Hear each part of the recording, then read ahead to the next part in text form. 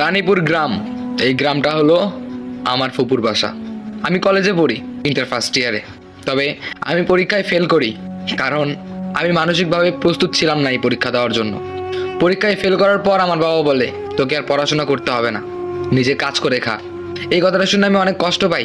তারপরে আমি আমার ফুফাতো ভাইকে কল করি, তার সঙ্গে আমার বেশ ভালোই সম্পর্ক। ফোন করে আমি সবকিছু তাকে জানিয়ে দিলাম। তারপরে আমার ফুফাতো ভাই বলে, তুই আমাদের বাসায় চলে আয়, এরপরে দেখা যাক কি করতে পারি।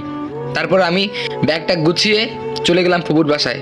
আর এটা আমি আমার বাবা মা কাউকেই বললাম না, না বলেই চলে গেলাম। ফুপুর বাসায় গেলাম। ফুপুর বাসায় যাওয়ার পরে আমার সেই ভাইয়ের সঙ্গে দেখা হয়ে গেল।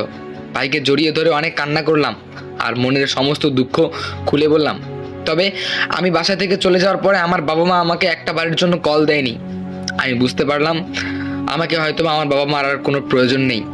তারপরে আমি আমার ভাইকে বললাম, ভাই আমাকে কোনো একটা কাজের ব্যবস্থা করে দাও, তারপর আমি এখানে কাজ করব, দিব্যি খাবো দাবো বেড়াবো, শেষ। তখন আমার ভাই বলল, ঠিক আছে, কেবল তো আসলি, দুই একদিন থাক, দেখি কি ব্যবস্থা করতে পারি। তারপরে আমি ফুপুর সঙ্গে দেখা করলাম, ফুপার সঙ্গে দেখা করলাম। বেশ আমাকে ভালোই আদর করলো, ভালোই আপ্যায়ন করলো। খাওয়া দাওয়া করলাম। খাওয়া দাওয়া করে যখন বিছানায় গিয়ে রাতে শুলাম, তখন আমার ভাই বলল, আমাদের বাড়ির পাশেই একটা বড় নদী আছে, আর সেই নদীর মধ্যে অনেক সুন্দর সুন্দর মাছ দেখতে পাওয়া যায়, চল কালকে মাছ মারবো। আমিও বললাম, মাছ মারবি? আমি তো কোনোদিন মাছ মারিনি, শহরে ছিলাম, চল আমিও মাছ মারবো। আর হ্যাঁ, আমাকে একটু শিখাই দিবি কিভাবে মাছ মারতে হয়। তখন আমার ভাইটা হেসে বলল, ঠিক আছে। তারপরের দিন সকালবেলা আমার ফুপু নাস্তা নিয়ে আসলো। তারপরে আমরা দুজন বসে নাস্তা খেলাম। তারপরে দুজনই বেরিয়ে পড়লাম মাছ ধরতে যাব। দুজন বড়শি নিলাম, আরও একটা জাল নিল। আজকে অনেক মাছ ধরবো, নিয়ে এসে এই মাছগুলো কেটে কেটে রান্না করে খাবো। তারপরে দুজনে চলে গেলাম নদীর ধারে। বিশাল নদী, অনেক বড়। নদীটা দেখে আমার কেন যেন দম বন্ধ হয়ে আসলো। এত বড় নদী আমি কখনো দেখিনি। আর এই রানীপুরে আমি শুনেছি এই নদীতে নাকি যে কেউ যদি পড়ে যায় তাহলে সহজে বাঁচতে পারে না, এটা আমি শুনেছি। এরপরে আমি আমার ভাইকে বললাম, আচ্ছা ভাই শোন তো, এই নদীতে নাকি যে পড়ে সে নাকি মারা যায়। আমার তো অনেক ভয় করতেছে ভাই, আমি তো সাঁতারও পারি না, যদি আমার কোনো ক্ষতি হয়ে যায়। আমার ভাইটা হাসতে হাসতে বলে, আরে বোকা, কিচ্ছু হবে না তোর, চল তুই আমার সঙ্গে আছিস, তোর কি হবে। এরপরে আমরা দুজনেই নদীর আরো কাছে চলে গেলাম। আমার ভাইটা বড়শির মুখের মধ্যে একটা খাবার দিল, মানে একটা টোপ দিল। টোপ দিয়ে বড়শিটা ফেলে দিল নদীতে। কিছুক্ষণ পর বড়শিটা নাড়াচাড়া করতেছে। তারপরে সে খুব জোরে একটা টান দিল, একটা মাছ উঠে এলো। আমি দেখে খুব খুশি হলাম, এই জীবনের প্রথম আমি মাছ ধরা দেখতেছি, আমার খুবই আনন্দ লাগতেছে।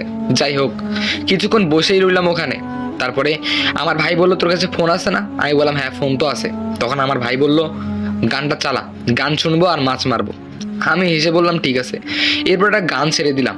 গান ছেড়ে দিয়ে যখন মাছ মারতেছি, হঠাৎ করে আকাশটা কালো হয়ে গেল। তবে বুঝতে পারতেছি না এটা কি কারণে হলো। আকাশের ব্যাপার, এটা তো আমিও জানবো না, কখন বৃষ্টি হবে, কখন সূর্য উঠবে, এটা তো আর আমরা বলতে পারবো না, তাই না? হঠাৎ করে আকাশটা মেঘ হয়ে গেল, আস্তে আস্তে অন্ধকার হয়ে আসতেছে। আমি বললাম, ভাই আজকে চল। তখন আমার ভাই বলল, আরে কেবল তো 2টা মাছ ধরলাম রে, আর আধা ঘন্টা দ্বারা দেখি, আর যদি 2টা পাই ধরে বাসায় নিয়ে যাব, একটু বসে থাক। আমি বললাম যে ঠিক আছে, তবে তাড়াতাড়ি নে। এরপর আমি ওখানে বসেই পড়লাম, আর আমি আশেপাশে ঘুরে ঘুরে তাকাচ্ছি। আমার কেন যেন ভয় ভয় লাগতেছে, মানে অদ্ভুত রকম লাগতেছে। তবে এই গ্রামটাতে আমি এই পর্যন্ত এই নদীর ধারে একটা মানুষও দেখতে পেলাম না, শুধু আমরা দুজনই। এইটা ভেবে আমার খুবই অবাক লাগতেছে। যাই হোক, মাছ ধরাই দেখতেছি বসে বসে। হঠাৎ করে দেখতে পেলাম একটি লোক আসতেছে নদীর ওই কিনারে থেকে। লোকটি অনেক বয়স্ক হবে, দাড়ি গোঁফ একদমই বড় বড়, দেখে মনে হয় যে কোন যেন তান্ত্রিক, এইরকমটা মনে হচ্ছে। তারপরে আমি আস্তে করে উঠে আমার ভাইয়ের কাছে গিয়ে বসলাম, মানে আমার খুবই ভয় লাগতেছে। তারপর আমি ভাইকে বললাম, আচ্ছা ভাই দেখ তো, ওই লোকটাকে কি তুই চিনিস? তখন আমার ভাই তাকিয়ে দেখলো, কই লোক তো নাই ওখানে। এরপর আমি ভালো করে তাকিয়ে দেখলাম কেউ নেই ওখানে।